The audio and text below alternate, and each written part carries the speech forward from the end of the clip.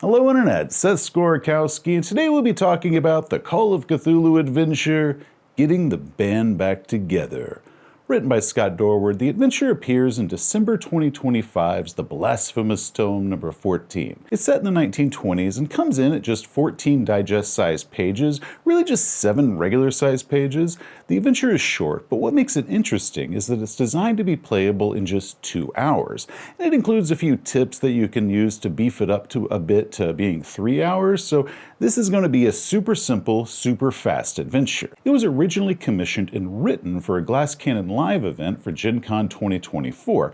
Not only playable in a 2-hour time slot, but one with 7 players, which 7 players with only 2-hour runtime? I mean, that's something that I would have considered impossible, but this adventure managed to pull that off, and Glass Cannon managed to do a 7-player game with all the jokes and all the roleplay in just 2 hours without it feeling just super duper rushed. Unfortunately, though, that particular game wasn't recorded for whatever reason, so the only people that could tell you how that went were the people that attended that live event. Oh, well, it's a shame they didn't record it, because I, for one, would love to see how an adventure that's got 7 players plus a game master could possibly work in just 2 freaking hours. I mean, we have had combats that lasted 2 hours before. Unfortunately, I was one of those 7 players, so I can say not only what it looked like to play, but what it felt like to play in an 8-person, 2-hour game. Holy crap, you were one of the 7 players?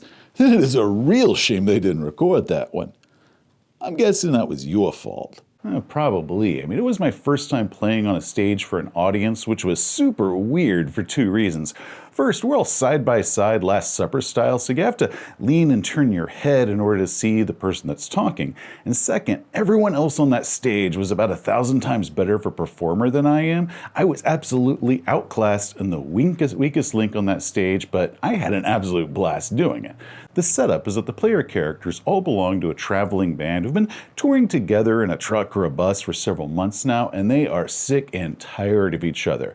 Now, of course, they don't all have to be musicians that are in this group. You might have a shady manager, their bus driver, a roadie, or even a spouse that's traveling with them. Or maybe you could do something else. The adventure notes say that the original concept was 2 couples traveling home from a disastrous family vacation together. Oh, nah, I am definitely choosing the traveling band option. I so rarely get to show off my musical talents. Talent? Dude, you have complained about how badly you sing. Oh, well, I cannot sing worth a lick, but I can play an instrument. The jug. The best part of this thing is whenever I am not playing it, I am drinking from it. So as the night goes on, my instrument is getting deeper and deeper and deeper until I eventually just fall down. And now we know why the rest of your bandmates hate your ass. Now, the point is, whatever the reason your group is together, the important part is that they are all traveling in the same car and are all sick and tired of one another.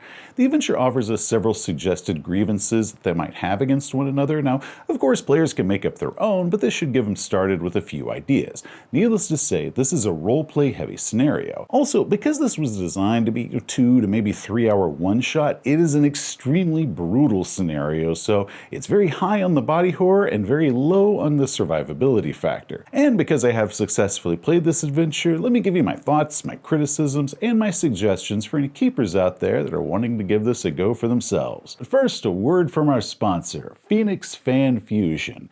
Coming to the Phoenix Convention Center this June 5th through 7th, Fan Fusion is the largest fan convention in the Southwest, offering 3 days of wall-to-wall geekery, whether you like fantasy, sci-fi, comics, gaming, both tabletop and arcade games, tons of cosplay, friggin' wrestling. Yeah, they have wrestling events there every single day. There's a dealer hall with lots of neat stuff and a ton of featured guests. We have Jared and Misha from Supernatural, George Takei and Walter Cohen from the original Star Trek, Matthew Mercer and a bunch of the Critical Role cast will all be there, Sean Gunn, Mei Hong, and comic writers like Christopher Priest and Amanda Connor, and authors like Terry Brooks and many, many more. I mean, this thing is huge. In 2025, they had over 131,000 attendees over their 3-day spread, and 2026 is looking to be even bigger, bringing expanded programming for all ages. And speaking of ages, kids 12 or under can attend for free.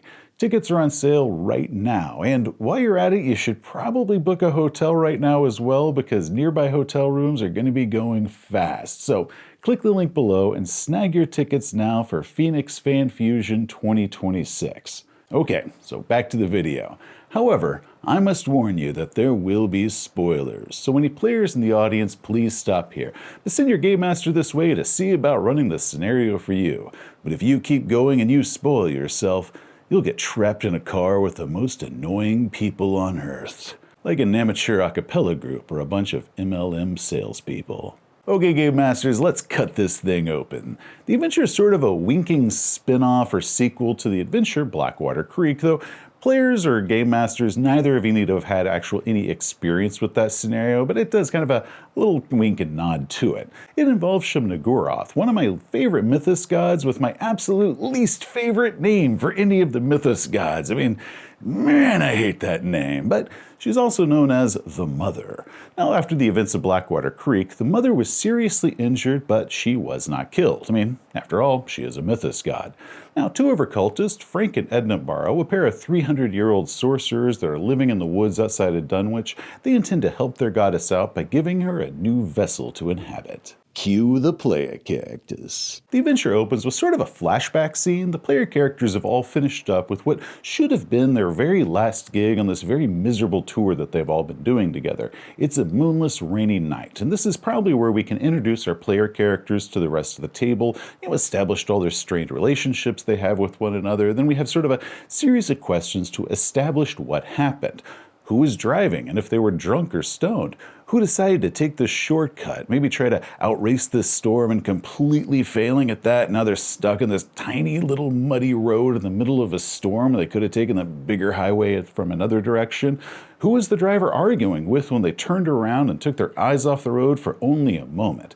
Now, this is all to help establish some of the blame game for roleplay purposes once the adventure actually begins. The important part is that at some point the driver looks away from the road for only a moment, and when they turn back, there's what appears to be a tree in the road, not lying across the road like it had fallen, but upright. Now, the characters don't know this yet, but this isn't a tree, but a dark young. They only get a moment's glimpse of it before the truck slams into it and everyone is knocked out. Now, personally, I think that we should have a small chance of the driver and maybe the front seat passenger getting to see this dark young moving into the truck's path. Like, some sort of hint or something that this wasn't a tree at all. Maybe a hard spot or a hard spot with a penalty die. And maybe they remember that when they wake up and they insist that they saw this tree like physically step into the road in front of them. Or maybe you can have it where they don't remember all that stuff at first, but then further into the adventure, maybe at the 1 hour mark or after they have their first bout of madness, because they're pretty much going to be guaranteed to be having a bout of madness in this one, that memory of seeing a dark young step into the road resurfaces, and that's when they realize what's been going on this entire time and that they were set up. The adventure opens with the investigators waking up in a bed.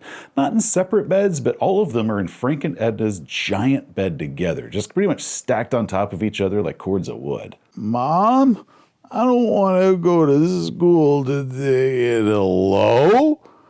Where the hell am I? And where are my clothes? And where's my hat? And whose hand is that? Depending on the answer, you ain't got to stop.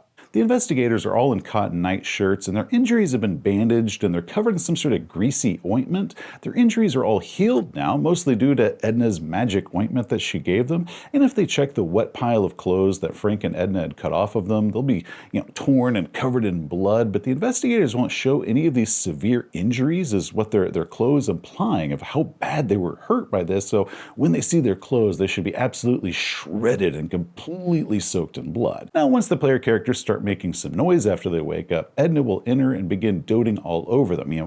She is an evil cultist who intends to turn them into some sort of horrible abomination for her goddess to inhabit, but she's also very sweet and she wants them to be comfortable and happy. She's got super grandma energy here. Now, Frank is the strong, silent type. He does not say much, but it's obvious that this couple love each other very, very much. They're always doting over each other, and it's very, very cute and a sharp contrast to the player characters who all can't stand each other. In this case, we have the evil cultists absolutely in love with one another even after 300 years of marriage. Edna offers them some of her special herbal tea and her pie, and she's, fussing over them and saying how they'll all be all right tomorrow, and then once the storm breaks, Frank can take them back into town. Yeah, thanks for the tea here. It smells great. And by the way, what is this goo that's all over me? It makes me feel kind of... Wait, did you say you had pie? Frank and Edna's goal is to keep them in the house as long as possible, and it's a small, just 2-room cabin, so there isn't much here for the player characters to see.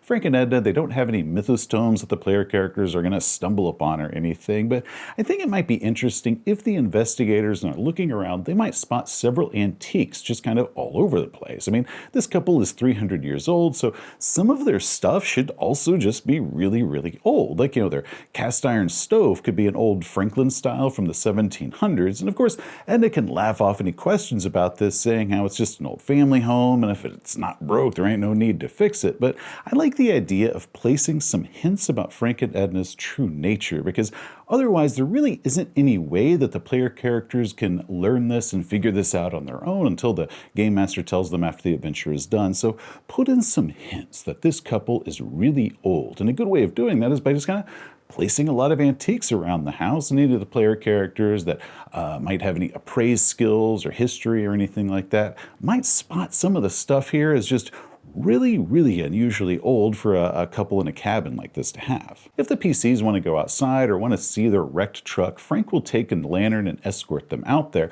There isn't much to this little farm. They have no horses or no vehicles. Now inside the barn, the player characters can see their totaled truck, and they might notice that there's no bark or tree branches or anything like that that's stuck in the grill saying that they hit a tree, and the top of the truck appears to have actually been peeled open rather than looking like it was normal wreck damage. So that can be a pretty good hint early on that something just isn't quite right here. Now what is going on is, in order to create a new vessel for the mother, Frank and Edna need a body that is large enough to hold the goddess's essence. So this ointment that healed the player characters is also making a few other little changes to them.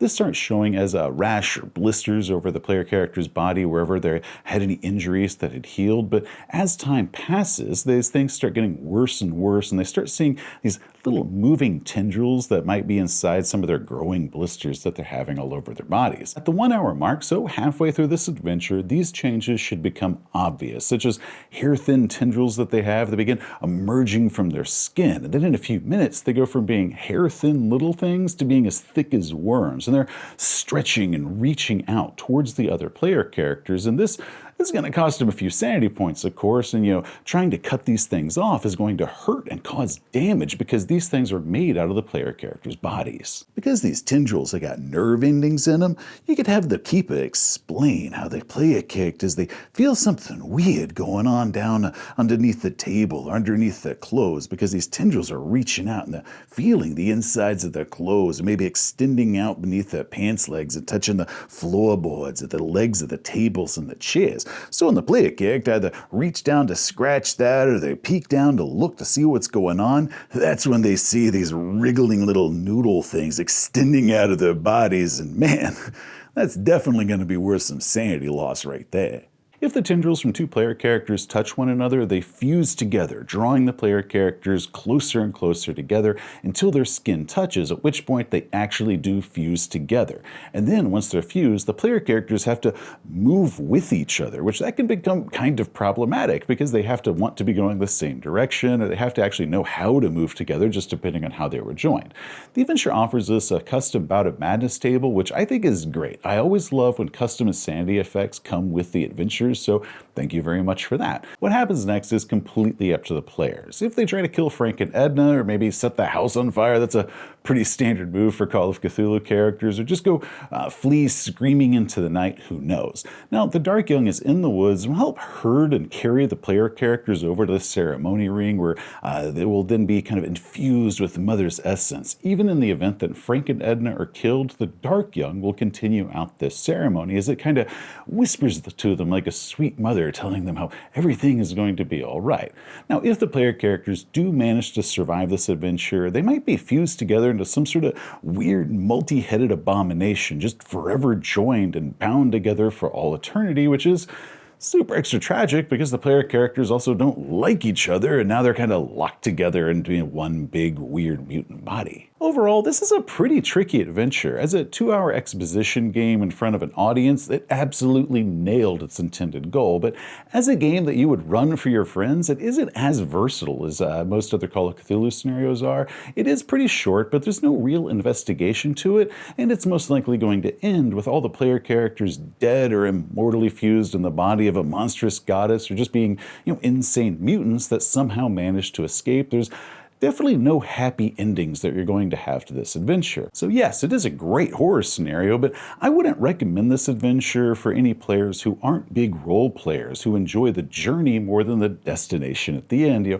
I wouldn't offer this to any new players who are concerned with trying to win the adventure, survived it all unscathed, or any players who aren't going to be the type to really just lean into what type of adventure this really is. Oh yeah, I mean, if your players are the type that would really lean into the horror, but also role play the absurdity of having two player characters that absolutely freaking hate each other because one of them is banging the other one's spouse, but now they're fused together into some sort of weird abomination and doing some sort of janky three-legged race through the woods as they're getting chased by some sort of giant tentacled monster, then yeah, this is going to be the adventure for those types of players. And if your players are not the type that are going to lean into that, there are a ton of other Call of Cthulhu adventures that you might want to run for them instead. You can find the Blasphemous Tome number 14 on DriveThruRPG, but it is pretty expensive there, so the cheaper option is to join the good friends of Jackson Elias Patreon, and you can get this adventure as just a reward, so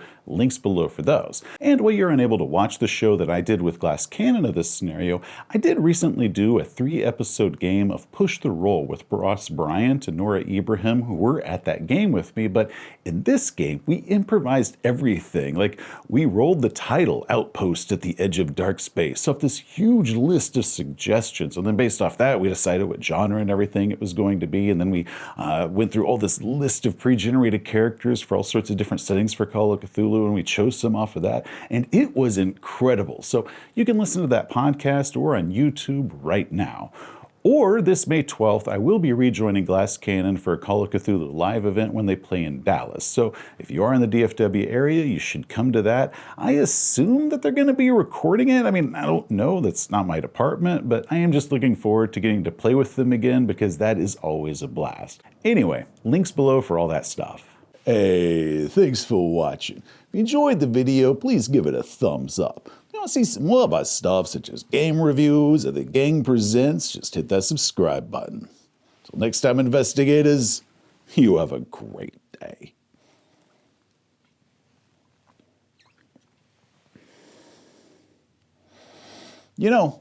It'd be a really funny thing you could do at the end of this adventure, right? So let's say a couple of those player characters, they get fused together into some sort of horrible abomination, right? Let's say like 3 of them, right? And they go running off into the woods and they make it past the big monster, but now they're a monster themselves. They can't go into town, so they're just living in the woods outside of Dunwich, right? So the locals, they're telling everybody about some sort of horrible thing that's out there in the woods. So another group of player characters, they go out there in order to destroy this monster, and once they manage to track it down, instead of being some sort of tentacled horror, nah, it's that giant from Monty Python and the Holy Grail, the one that's got the 3 heads that all freaking hate each other. Yeah, I think my players would revolt if I turned our horror scenario into a Monty Python sketch. Like, actually revolt, rise up and beat my ass into the ground. So I think I'll pass on that. Yeah, probably so, but I think it'd be pretty hilarious to watch from the cheap seats.